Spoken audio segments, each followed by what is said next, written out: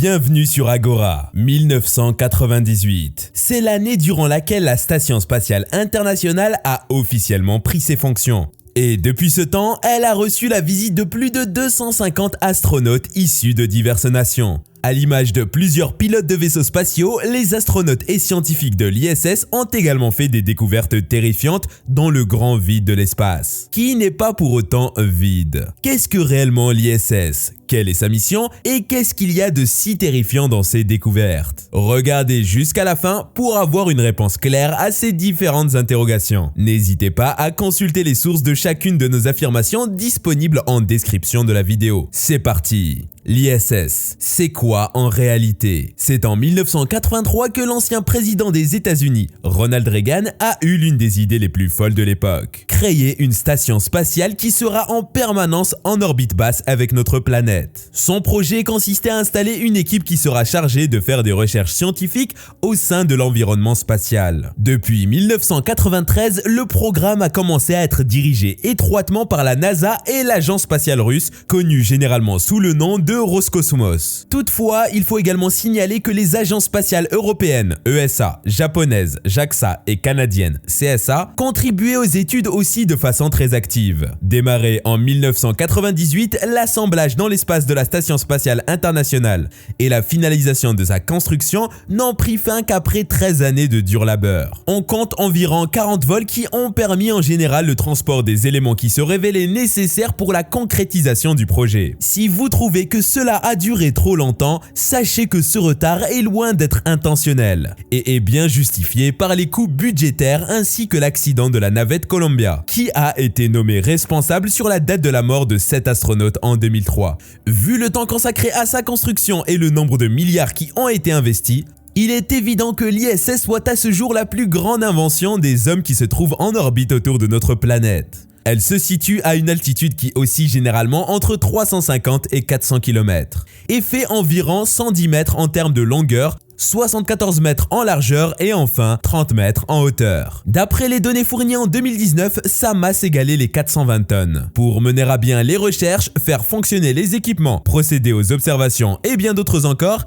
les chercheurs ont évidemment besoin d'une source d'énergie constante. C'est justement la mission des 2500 mètres carrés de panneaux solaires. Et c'est d'ailleurs grâce à eux que l'ISS a le privilège d'apparaître comme le deuxième objet le plus lumineux après notre Lune. Vous avez même la possibilité de l'observer à l'œil nu, juste au moment où elle passe au-dessus de vous. Il existe en ligne de nombreux sites disponibles de prévision qui fournissent l'information concernant son passage. Depuis le mois de novembre 2000, les scientifiques se succèdent sans interruption dans les locaux de cet immense édifice. Depuis 2021 par exemple, ce sont des équipes de 7 astronautes qui s'y rendent et l'occupent en permanence pour des durées de mission variantes entre 3 et 6 mois en général. À la fin de l'année 2019, les chiffres montraient que 239 chercheurs de 19 nations différentes y avaient passé un séjour. Parmi eux, on compte 150 Américains, environ 50 Russes, 4 Français, des Canadiens, des Japonais et des Italiens. La présence française a été enregistrée par le grand Thomas Pesquet, Philippe Perrin et Léopold Eyharts, en compagnie de la première femme européenne de l'espace, Claudie Heineray. Thomas Pesquet a profité d'un premier séjour d'environ 8 mois sur l'ISS entre novembre 2016 et juin 2017, puis un second entre les mois d'avril et novembre 2021. À l'heure actuelle, il prévoit poursuivre l'avenir sur la Lune. Dans le cas où son rêve deviendrait réalité, il sera le premier Européen à se rendre sur le satellite naturel de notre planète. J'ai toujours rêvé d'aller plus loin et plus profondément dans l'espace. J'espère vraiment prendre ma part dans cette prochaine étape de l'exploration spatiale, a-t-il affirmé. Revenons à l'ISS et à la mission des astronautes qui s'y rendent. Chaque astronaute présent sur l'ISS a pour mission d'effectuer des assemblages et de la maintenance pour la station. Mais ce n'est pas tout. L'une de leurs principales tâches consiste à la réalisation des expériences scientifiques. Et c'est justement pour ça que la station a vu le jour. Dans la majorité des cas, les travaux réalisés sont consacrés à l'étude des matériaux, à la biologie, à la météorologie et bien évidemment à l'astronomie. Ils étudient notamment le comportement du corps humain lorsque ce dernier se trouve hors du champ de pesanteur. heure. Cela relève d'une importance capitale en vue de la préparation du voyage et de la colonisation très proche de Mars. En effet, notre corps a connu des évolutions au fil du temps afin de fonctionner sous l'influence de la gravité de notre planète. Ainsi, lorsque nous nous retrouvons dans un environnement en micro-pesanteur, de nombreux changements se font dans notre organisme. Tous les éléments fluides de notre système, à l'image du sang et du liquide céphalo-rachidien, ont tendance à monter vers la partie supérieure de notre corps. De même, nos muscles et nos os n'ont plus la même masse. La colonne vertébrale se rallonge et pire, les gènes de notre ADN s'expriment de façon tout à fait différente. Il est vrai que la plupart de ces changements finissent par disparaître d'elles-mêmes quand on revient sur Terre. Mais souvenez-vous que les astronautes n'y restent pas plus de 6 mois. Qu'arrivera-t-il donc à une équipe qui passe 3 années à plein temps sur la planète rouge? Voilà une question qui représente pour les chercheurs une véritable énigme. Par ailleurs, les scientifiques font également usage de l'ISS lors de l'élaboration des méthodes de diagnostic ainsi que ceux de soins dans un milieu totalement isolé de notre planète. Il y a également l'enjeu de la survie de l'espèce végétale en général, et particulièrement sa croissance dans un environnement en micro-pesanteur. Il est difficile de prévoir une colonisation de l'espace sans plantes. L'espace n'est pas si vide en fin de compte. Il n'est pas rare que les caméras de l'ISS filment des objets volants qu'on ne parvienne malheureusement pas à identifier, et auxquels ils donnent le nom d'OVNI. Pour ceux identifiés en tout cas, il s'agit très souvent de satellites, de débris de lanceurs ou tout simplement du reflet même des vitres de la navette. On l'affirme donc avec sûreté et conviction que non, l'espace n'est pas vide. Et chaque fois que les scientifiques aperçoivent un nouvel objet depuis les locaux de l'ISS, cela représente un vrai bonheur pour eux. Mais leur joie n'égale pas celle des fans d'OVNI. Selon eux, chaque nouvelle apparition d'objets insolites dans l'espace est une nouvelle preuve de l'existence d'un peuple extraterrestre. Ils affirment le plus souvent qu'il s'agit de vaisseaux spatiaux et que les aliens seraient constamment en train d'épier nos faits et gestes. Pire, lorsque la NASA affirme qu'il s'agit tout simplement d'un débris, comme l'habitude le veut, les rumeurs ne cessent de gagner en ampleur. Ils pensent en effet que les responsables sont déjà en contact avec les extraterrestres et que la NASA fait de son mieux à chaque fois pour dissimuler cette réalité. Selon eux, les vidéos diffusées de l'espace ne seraient pas authentiques ou complètes et montrent uniquement ce que nous avons envie et devons voir. Elle est bien cachotière la NASA d'après eux. Les préjugés l'importent peu et les scientifiques perçoivent donc l'identification des objets comme des exercices et des moments bien amusants. Très récemment, ils ont même observé un objet dont ils ne sauraient les réelles dimensions et qui avançait un peu plus vite dans la même direction que la station spatiale. Il ne leur était pas possible de déterminer la distance à laquelle se trouvait l'objet, mais ils pouvaient quand même le voir se mouvoir au-dessus de la couverture nuageuse. Autrement dit, l'OVNI était en orbite sur notre planète et progressait à basse altitude. Ceci justifie sa grande vitesse. En effet, à mesure qu'on s'éloigne de la Terre, la vitesse de satellisation baisse. Par exemple, au niveau de l'ISS, elle avoisine les 8 km/s, mais au niveau de la Lune, elle ne mesure que 1 km/s. Même si l'OVNI n'a pas encore été identifié avec précision, les hommes de la science ont avancé 4 hypothèses possibles concernant sa nature. Il pourrait donc s'agir d'un débris en orbite, vraiment très basse comme à l'accoutumée, ou tout simplement de l'ombre d'un satellite. Certains pourraient penser qu'il s'agit de l'ombre de l'ISS elle-même, mais l'éclairage des nuages indique clairement que la lumière du soleil provenait bien du haut à droite. La quatrième et dernière hypothèse est bien sûr la moins plausible, suggère qu'il s'agit d'un vaisseau issu d'une autre civilisation. Ce sera donc de façon plus précise un vaisseau d'exploration. Les ovnis sont également observés depuis la Terre. Les observations d'OVNI faites par les chercheurs de l'ISS n'est qu'une petite partie de la grande liste des objets volants non identifiés. La NASA ainsi que plusieurs autres organismes d'observation avaient déjà remarqué à plusieurs reprises des objets volants qu'ils ne sont pas parvenus à identifier avec précision. Autrement dit, ce ne sont pas les hommes de l'espace uniquement qui observent très souvent ces phénomènes. En 2021, le Congrès a exigé du gouvernement américain un rapport non classifié dans le but de faire l'état des lieux concernant la situation des ovnis.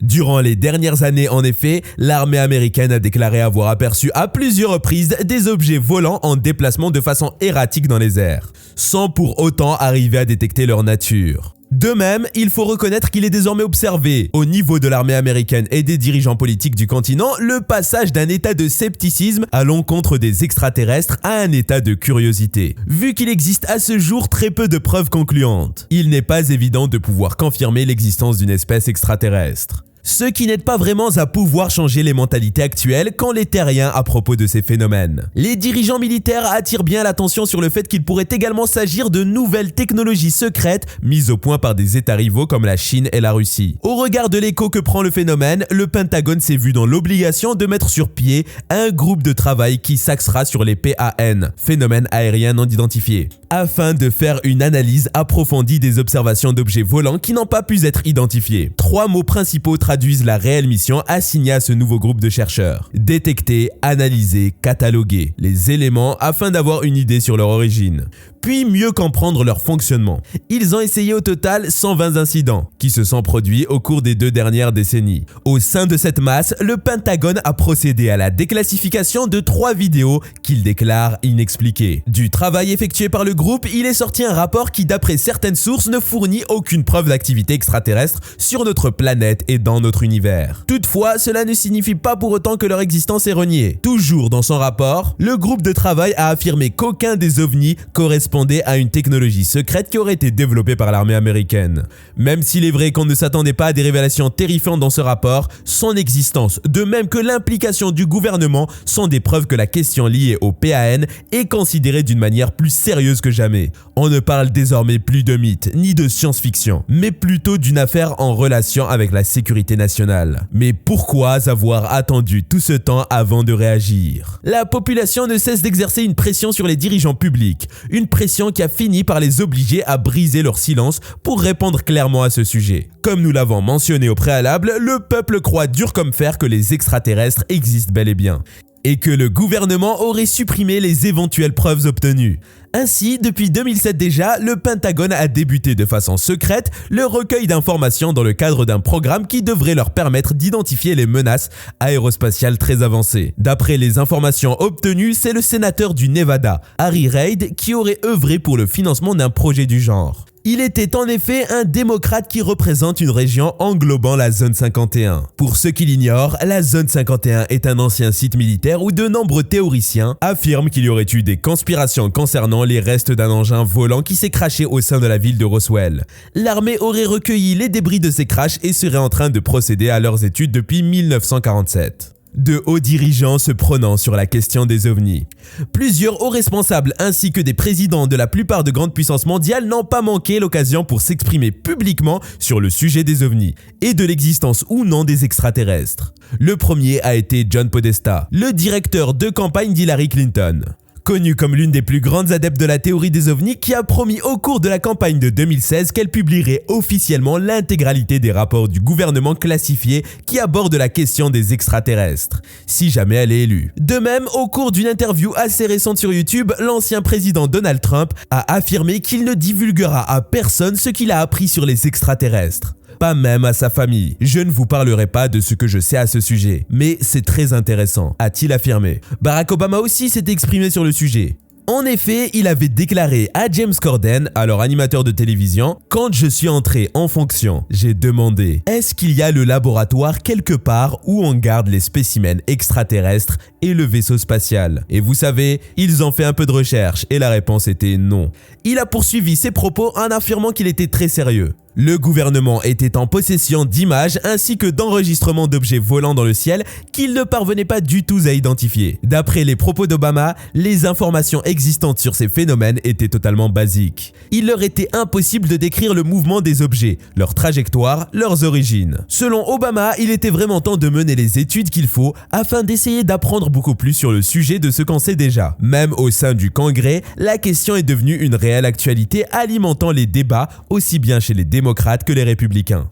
Du côté de l'armée et de certains responsables des services de renseignement, il y a plusieurs témoignages de faits à caractère intrigant. La majorité des rapports qui semblent être crédibles proviennent des pilotes qui déclarent avoir observé clairement des ovnis non loin de plusieurs installations militaires d'entraînement. John Ratcliffe, un ancien directeur du renseignement national qui était aux commandes de 18 agences de renseignement américaines, a fait un résumé d'un phénomène étrange à Fox News. Franchement, il y a beaucoup plus d'observations que ce qui a été rendu public. Il poursuit en affirmant « Nous parlons d'objets qui ont été vus par des pilotes de la marine ou de l'armée de l'air, ou qui ont été repérés par des images satellites, qui s'engagent franchement dans des actions difficiles à expliquer. » D'après lui, les observations faites sont difficiles à reproduire, et on ne pourrait même pas envisager une telle chose, car nous ne possédons pas encore la technologie nécessaire pour le faire.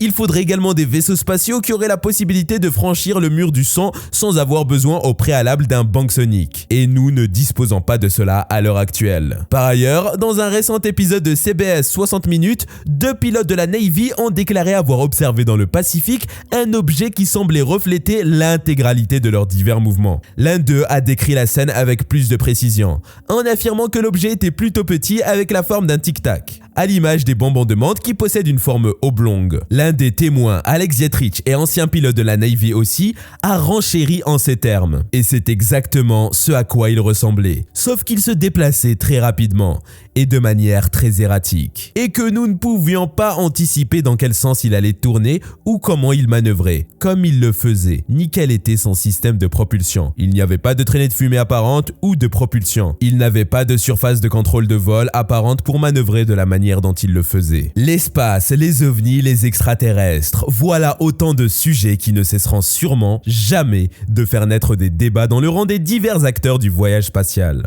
En attendant donc que de nouvelles découvertes soient faites et de nouvelles hypothèses soient émises, dites-nous en commentaire ce que vous pensez de celles qui vous ont été dévoilées ici. Pensez-vous avoir partagé une expérience, quelle qu'elle soit, avec des civilisations étrangères? Si oui, racontez-nous en commentaire. N'oubliez pas également d'aimer la vidéo puis d'activer la cloche de notification si vous ne l'avez pas encore fait.